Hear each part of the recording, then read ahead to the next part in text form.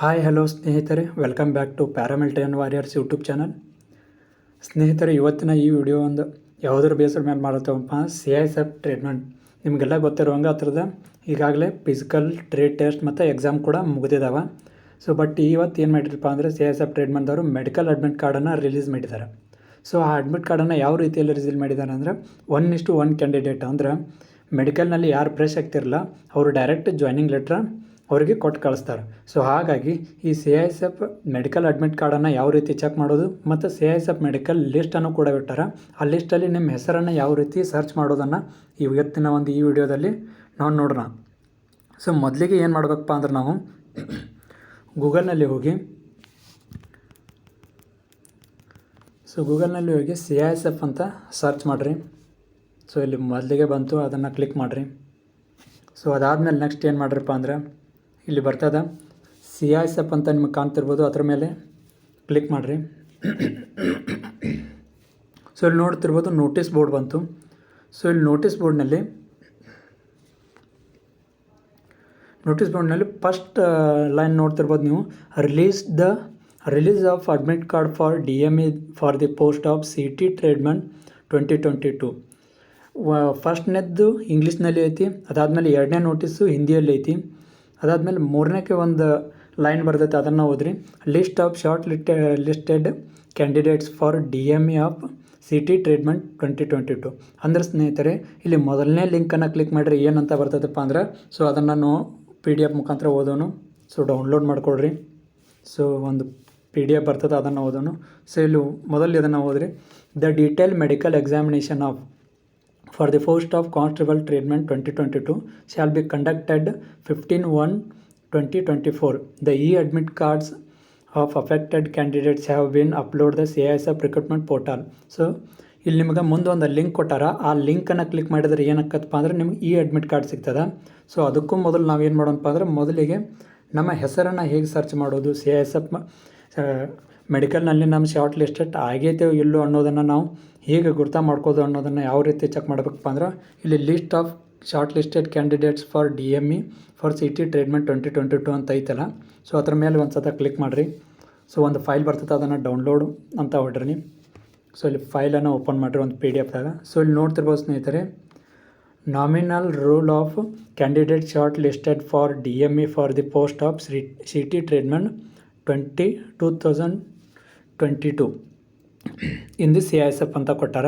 ಇಲ್ಲಿ ನೋಡ್ಬೋದು ನೀವು ಯಾವ ರೀತಿ ಈ PDF ಐತಪ್ಪ ಅಂದ್ರೆ, ಈ PDF-ಅನ್ನು ನೀವು ಯಾವ ರೀತಿ ರೀಡ್ ಮಾಡಬೇಕಪ್ಪ ಅಂದ್ರೆ ಮೊದಲನೇ ಕಾಲಮ್ದಾಗ ಸೀರಿಯಲ್ ನಂಬರ್ ಅಂತ ಐತಿ, ಅದಾದಮೇಲೆ ರಿಜಿಸ್ಟ್ರೇಷನ್ ID ಅಂತ ಐತಿ, ಅದಾದಮೇಲೆ ರೋಲ್ ನಂಬರ್ ಅಂತ ಐತಿ, ನೆಕ್ಸ್ಟ್ ನೇಮನ್ನು ಕೊಟ್ಟಿದ್ದಾರೆ, ಅದಾದಮೇಲೆ ಫಾದರ್ ನೇಮನ್ನು ಕೂಡ ಕೊಟ್ಟಿದ್ದಾರೆ, ಡೇಟ್ ಆಫ್ ಬರ್ತನ್ನು ಕೊಟ್ಟಿದ್ದಾರೆ. ಸ್ನೇಹಿತರೆ, ಇಲ್ಲಿ ನಿಮ್ಮ ಡೇಟ್ ಆಫ್ ಬರ್ತ್ ಕೂಡ ಇರ್ತೈತಿ, ಜೆಂಡರ್ ಕೂಡ ಇರ್ತೈತಿ, ಮೇಲು ಫಿಮೇಲು ಅಂತ, ಪೋಸ್ಟ್ ನೇಮ್ ಇರ್ತೈತಿ, ಕುಕ್ಕು, ಬಾರ್ಬರು, ಸ್ವೀಪರು, ನೀವು ಯಾವುದನ್ನು ಹಾಕಿದ್ದಾರೆ ನೋಡು ಆ ಪೋಸ್ಟ್ ನೇಮ್ ಮುಂದಿರ್ತೈತಿ. ಅದಾದಮೇಲೆ ನೆಕ್ಸ್ಟ್ DME ಸೆಂಟರ್ ಅಂದರೆ ನಿಮ್ಮ ಮೆಡಿಕಲ್ ಸೆಂಟರ್ನ ಕೂಡ ಅವರು ಒಂದು ಕಾಲಮ್ನಲ್ಲಿ ಕೊಟ್ಟಿದ್ದಾರೆ. ಆ ಮೆಡಿಕಲ್ ಡೇಟನ್ನು ಕೂಡ ಅವರು ಒಂದು ಕಾಲಮ್ನಲ್ಲಿ ಕೊಟ್ಟಿದ್ದಾರೆ. ಸ್ನೇಹಿತರೆ, ಇವಾಗ ನಮ್ಮ ಕರ್ನಾಟಕದ ಚೆಕ್ ಮಾಡ್ಬೇಕಂದ್ರೆ ಕರ್ನಾಟಕದ್ದು ಎಲ್ಲಿ ಬಂದಿದ್ದಾವಪ್ಪ ಅಂದ್ರೆ ಇಲ್ಲಿ ನೋಡ್ಬೋದು ನೀವು.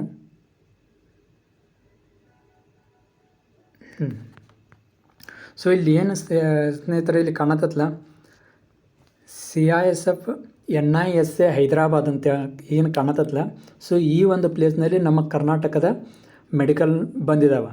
ಯಾಕಪ್ಪ ಇದೇ ಪ್ಲೇಸ್ನಾಗ ಬಂದಿದ್ದಾವೆ ಅಂತಂದರೆ ಲಾಸ್ಟ್ ಟೈಮ್ CISF ಫೈರ್ಮ್ಯಾನ್ ಕೂಡ ಹೈದರಾಬಾದಕ್ಕೆ ಬಂದಿದ್ದು. ಈ ಸತ ಏನೇ ಇಲ್ಲ, ಟ್ರೀಟ್ಮೆಂಟ್ ಮೆಡಿಕಲ್ ಕೂಡ ನಿಮ್ಮ ಹೈದರಾಬಾದ್ಗೆ ಬಂದಿದ್ದಾವೆ. ಇಲ್ಲಿ ನಮಗೆ ಗೊತ್ತಿದ್ದಂಗೆ ಒಂದು 4-5 ಕ್ಯಾಂಡಿಡೇಟ್ಸದ್ದು CISF NISA ಹೈದರಾಬಾದಕ್ಕೆ ಬಂದಿದ್ದಾವೆ.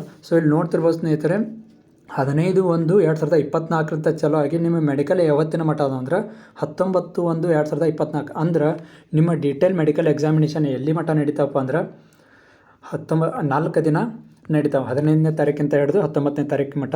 ಇಲ್ಲಿ ನೋಡ್ತಿರ್ಬೋದು, ಇಲ್ಲೇ ಮುಂದೆ ಫಾರ್ ಎಕ್ಸಾಂಪಲ್ ಇಲ್ಲಿ ನೋಡೋಣ, 646ನೇ ಕ್ಯಾಂಡಿಡೇಟ್ ಅಂತ ಇದೆ. ಅದ್ರ ಮುಂದೆ CISF ರೂಲ್ ನಂಬರ್ ಕೂಡ ಐತೆ, ಅದ್ರ ಮುಂದೆ ಅವರ ರಿಜಿಸ್ಟ್ರೇಷನ್ ನಂಬರ್ ಕೂಡ ಐತೆ, ನೇಮ್ ಐತಿ, ಅದಾದಮೇಲೆ ಫಾದರ್ಸ್ ನೇಮ್ ಐತಿ, ಅದಾದಮೇಲೆ date of birth, male candidate ಅಂತ, ಅದಾದಮೇಲೆ ಕುಕ್ಕು, ಕೋಬ್ಲರು, ಸ್ವೀಪರು, ವಾಷರ್ಮ್ಯಾನು ಇವೆಲ್ಲ ಕೂಡ ಇದ್ದಾವೆ.